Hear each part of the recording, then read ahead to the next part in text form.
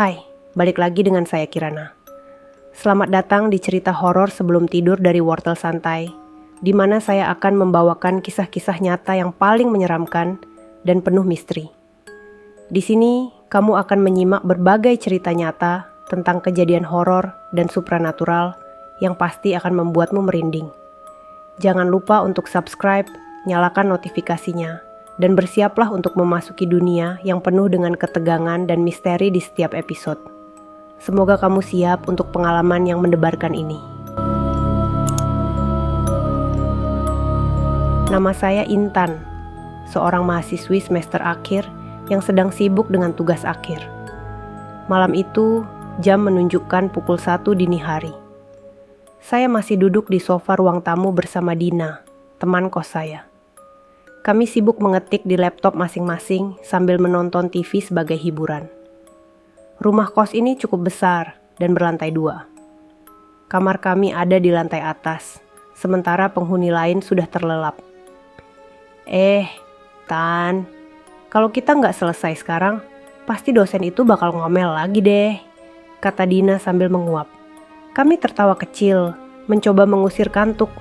Rumah kos ini memang terasa sepi saat malam. Namun, ada sesuatu yang aneh malam itu. Lampu dapur yang tadi sudah dimatikan mendadak menyala sendiri. Dina yang biasanya pemberani langsung berkomentar. Itu siapa nyalain lampu? Jangan bilang itu angin, Tan. Aku menatap lampu itu dengan perasaan tidak enak. Mungkin Mbak Rani, jawabku setengah yakin, menyebut nama penghuni lain. Tidak ingin terlalu memikirkan hal itu, Dina melanjutkan pekerjaannya. Namun, suasana mulai terasa semakin aneh.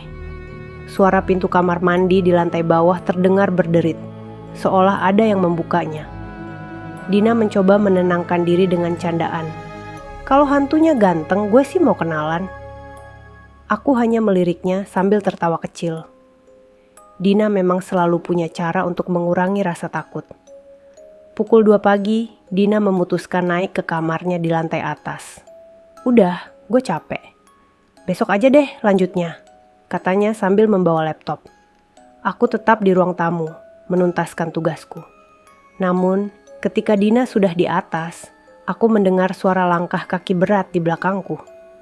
Aku berbalik, tapi tidak ada siapapun. Merinding, aku segera mematikan laptop dan menyusul Dina ke atas.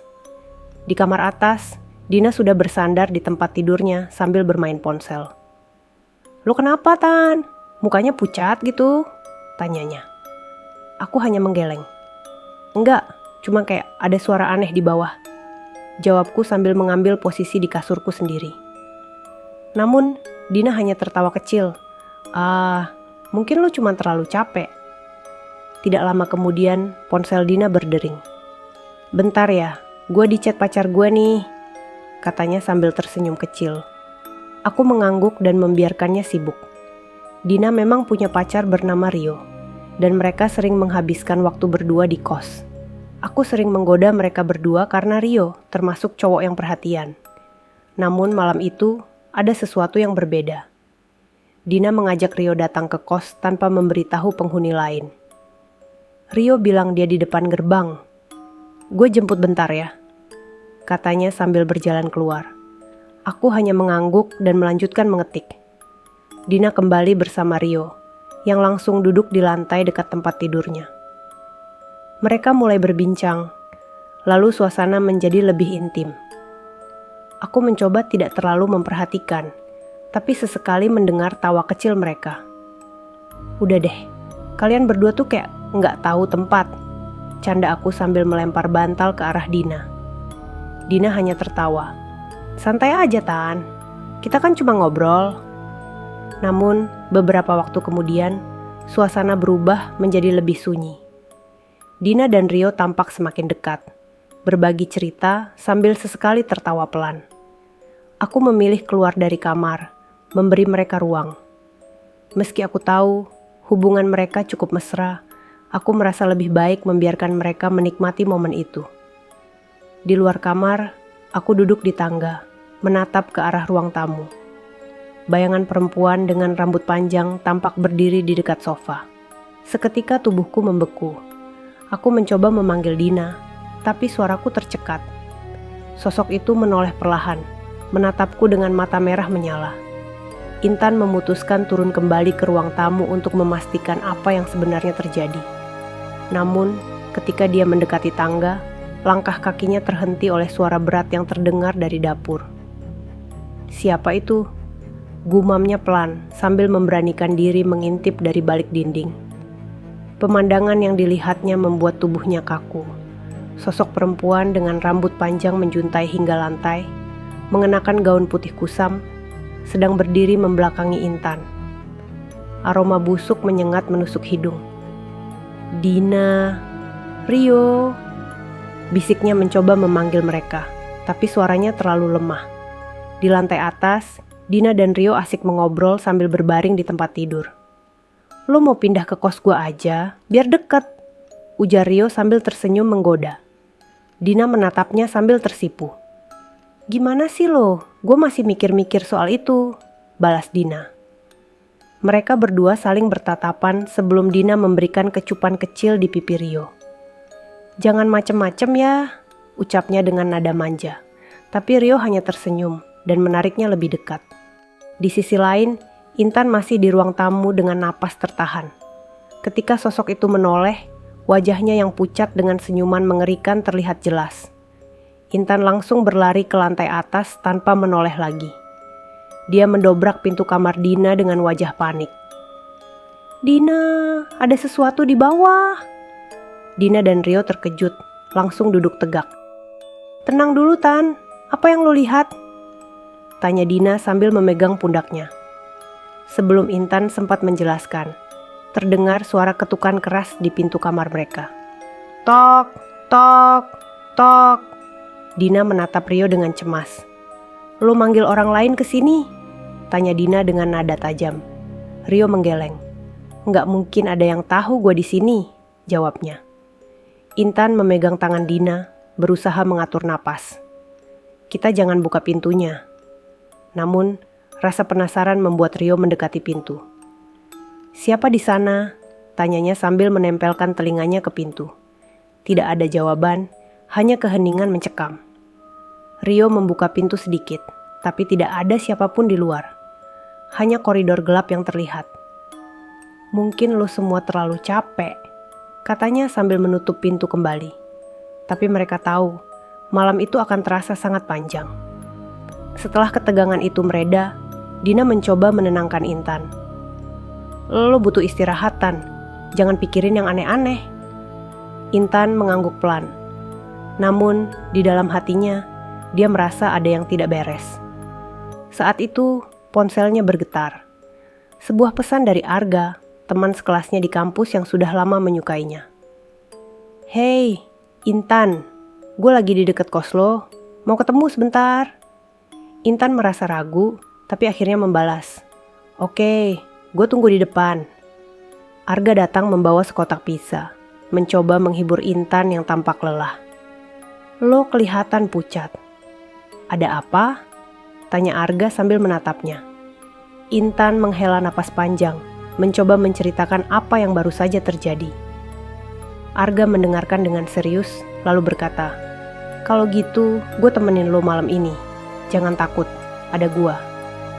Intan tersenyum kecil, merasa sedikit lega. Saat mereka berbicara, Arga perlahan mendekatkan wajahnya ke Intan. "Lu tahu Tan, gua udah lama suka sama lu," katanya dengan suara lembut. Intan merasa jantungnya berdegup kencang. "Arga," jawabnya pelan. Sebelum sempat menyelesaikan kalimatnya, Arga memberikan kecupan kecil di bibirnya. Intan terkejut, tapi tidak menolak. Malam itu, keduanya berbagi momen yang tak terlupakan. Sementara itu, di kamar Dina, suasana semakin hangat antara dia dan Rio. Mereka saling berbagi cerita tentang masa depan, hingga akhirnya berbaring berdampingan. "Lo tahu nggak Dina? Gue serius sama lo," kata Rio dengan suara pelan. Dina tersenyum, lalu memeluknya erat. "Gue juga," jawabnya sebelum memberikan kecupan manis. Malam itu, keduanya larut dalam kehangatan, meski tahu ada sesuatu yang aneh mengintai mereka. Namun, malam itu tidak berakhir dengan manis. Sosok perempuan pucat yang Intan lihat di ruang tamu kini muncul di depan pintu kamar Dina. Wajahnya menyeringai dan matanya menatap tajam ke arah Rio. Dina yang pertama kali melihatnya langsung menjerit. "Rio, Intan, dia ada di sini!" teriaknya. Semua orang dalam kamar itu terdiam, menyadari bahwa mereka tidak sendiri.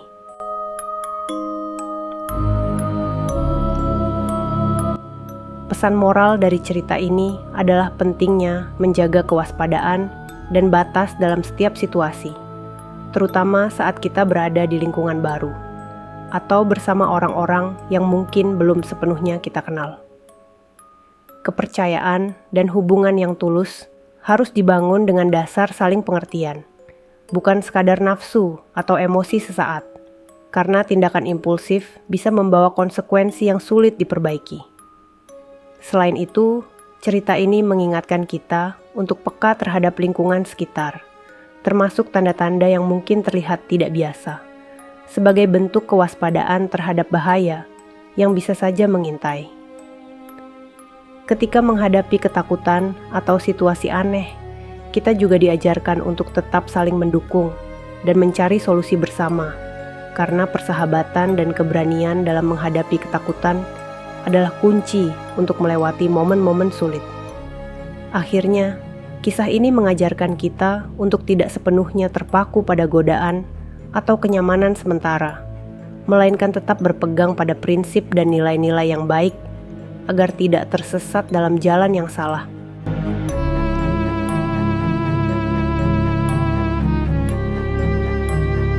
Demikianlah cerita horor sebelum tidur dari Wortel Santai. Semoga kamu bisa tidur nyenyak setelah mendengar kisah ini. Jangan khawatir, masih banyak kisah seram lainnya yang akan hadir di episode berikutnya. Jangan lupa untuk like, komen, dan subscribe agar kamu tidak ketinggalan cerita-cerita menyeramkan lainnya. Saya, Kirana, pamit dulu. Wassalamualaikum.